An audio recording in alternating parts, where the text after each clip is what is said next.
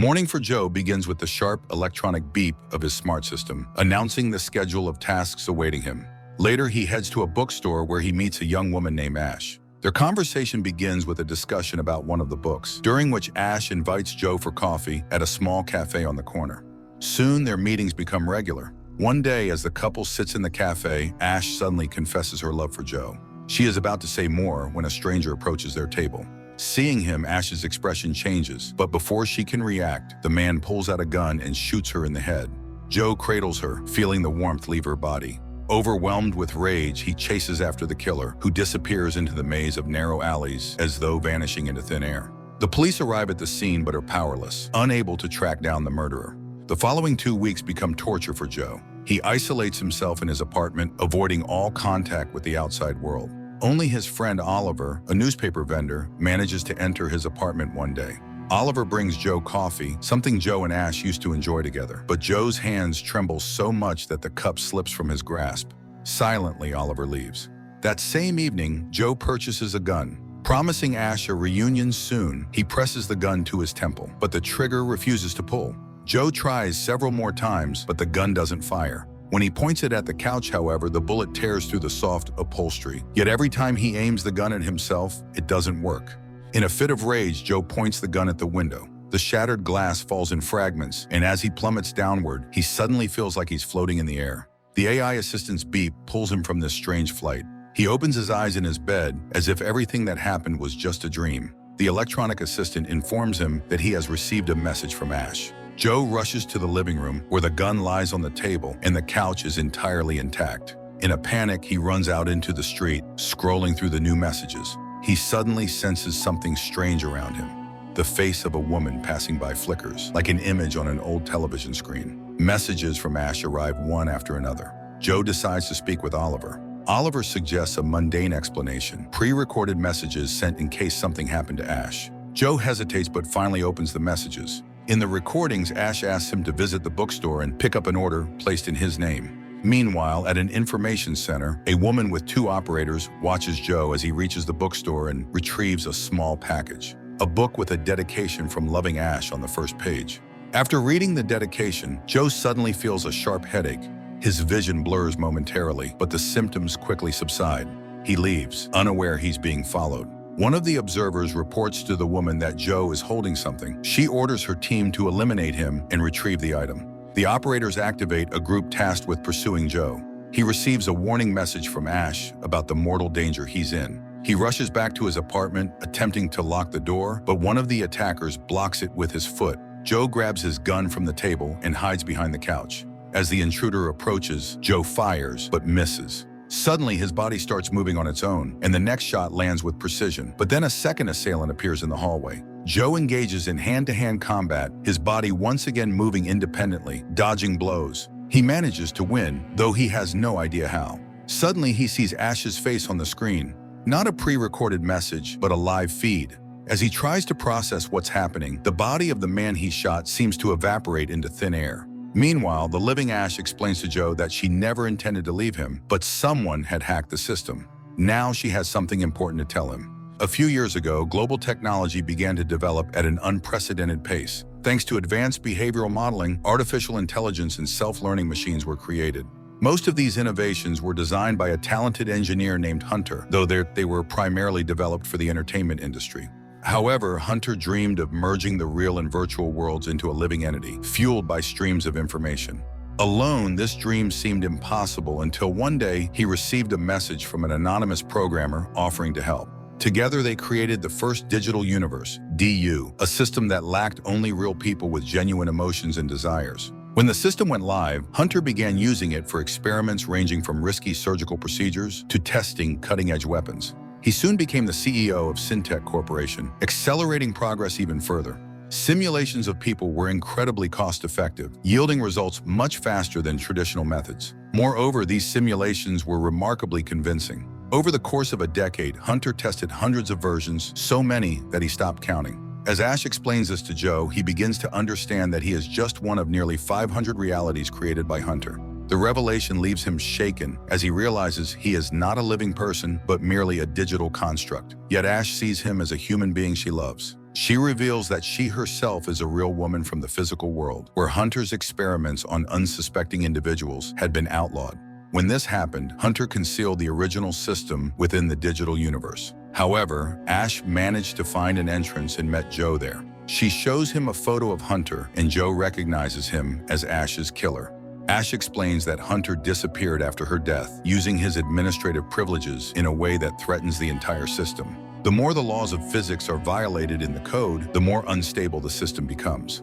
Looking at another photo, Joe is stunned to see Oliver among the images. Ash explains that Oliver has been missing in the real world for many years. Learning that he works as a newspaper vendor in the DU, she suggests that his kiosk might be a disguised surveillance post, providing access to the DU or serving as a communication hub.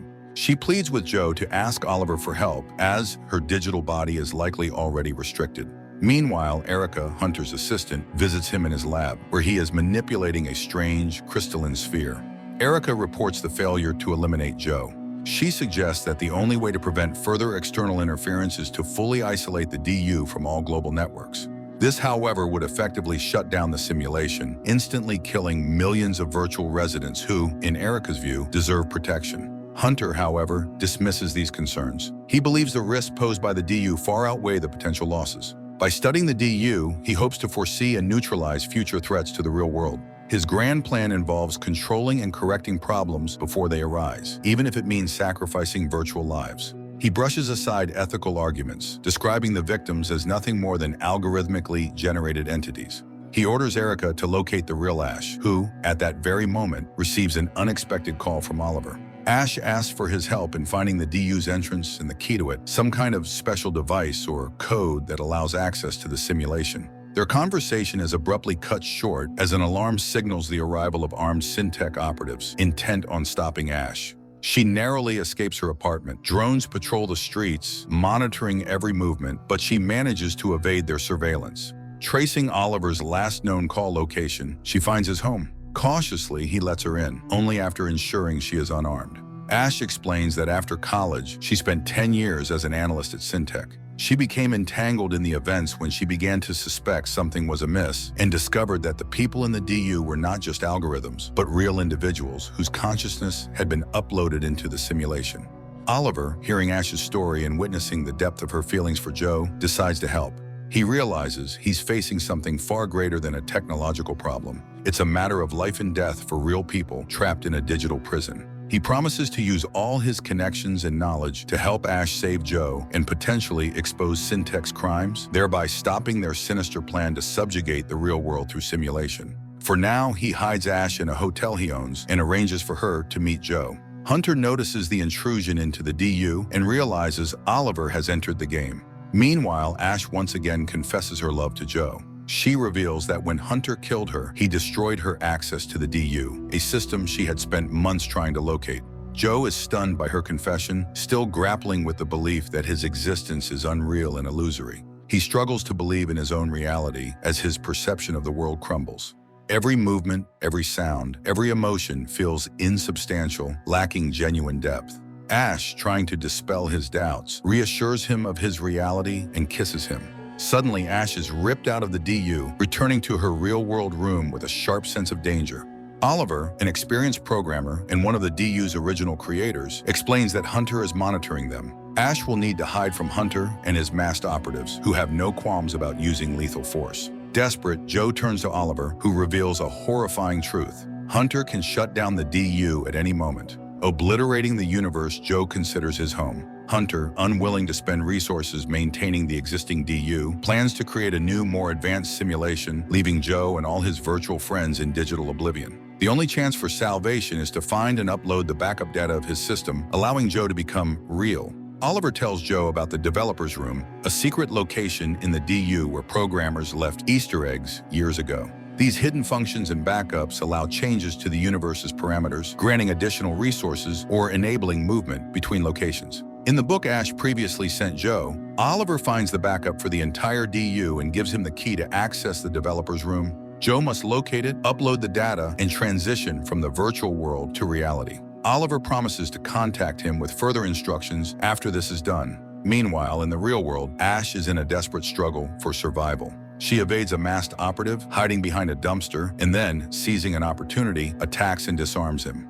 Ash tries to extract information about the DU's location from him, but the man refuses to talk. She manages to escape but is soon captured by another of Hunter's agents. Ash wakes up tied to a chair in Hunter's luxurious office. She accuses him of destroying lives, manipulating people, and acting cruelly.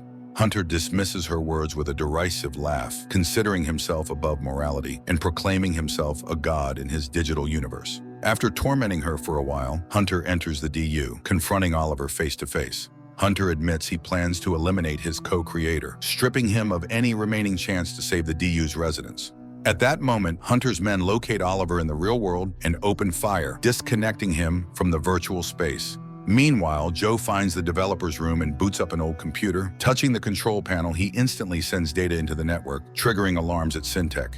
Erica orders her team to stop him. Joe finishes the upload just as he spots enemies outside the window. Using the key, he opens a weapons cache and neutralizes them. Suddenly, he hears Hunter's voice and finds himself transported outside the city. Hunter shoots Joe in the shoulder, demonstrating his control. He begins tormenting Joe through the control panel, reveling in his power. However, when he mentions Ash, Joe's rage builds. Regaining control of himself, Joe shoots Hunter, sending him back into the real world, where Erica is trying to help Ash but is interrupted by Hunter. Hunter announces the reboot of the DU and allows Ash one last call with Joe as a cruel jest. Joe manages to express his love for Ash just as the world collapses around him. His phone disappears and everything is engulfed in darkness. After the deletion is complete, Hunter orders Ash's execution. However, the orb on his desk begins to vibrate, expanding before vanishing. On the screen, Oliver appears, explaining that there are other universes. Fragments of the sphere form Joe, who disarms a guard. Erica also refuses to serve Hunter any longer. Joe shoots Hunter, who falls out the window. Finally, Ash and Joe are reunited. Later, they meet Oliver, who explains that the universe is a system of levels. He transferred Joe's code into Ash's level. Oliver admits his mistakes but expresses renewed faith in humanity. Returning home, Oliver celebrates the favorable outcome with a drink and vanishes into a new level. After the release of The Matrix, the concept of humanity existing in a virtual reality inevitably feels derivative. To surpass its emotional and intellectual impact requires significant effort, something this story only partially achieves.